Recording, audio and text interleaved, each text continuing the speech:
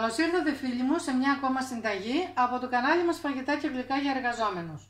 Μια υπέροχη καρμπονάρα με γαρίδες για σήμερα. Καλοκαιρινό φαγητό, πάμε να το δούμε. Τα υλικά μας είναι ένα πακέτο μακαρόνια, ελαιόλαδο, τριμμένο κασέρι, αλάτι, ένα αυγό, κρέμα γάλακτος 200 ml, ένα κρεμμύδι και μία συσκευασία γαρίδες 500 γραμμάρια.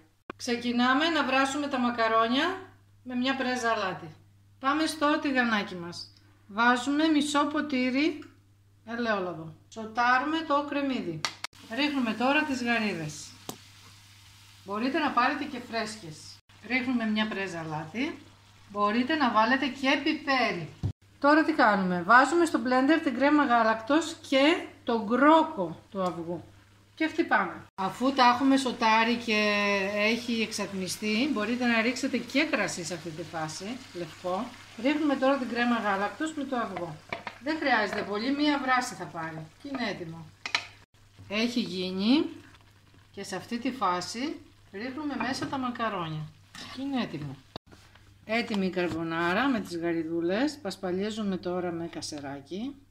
Έτοιμη, φανταστική, για να δούμε. Τέλεια, οι λάτρεις της γαρίδας θα ξετρελαθούν. Σας ευχαριστούμε πολύ που ήσασταν και πάλι μαζί μας. Μην ξεχάσετε ένα like και subscribe αν σας άρεσε. Γεια σας, να προσέχετε.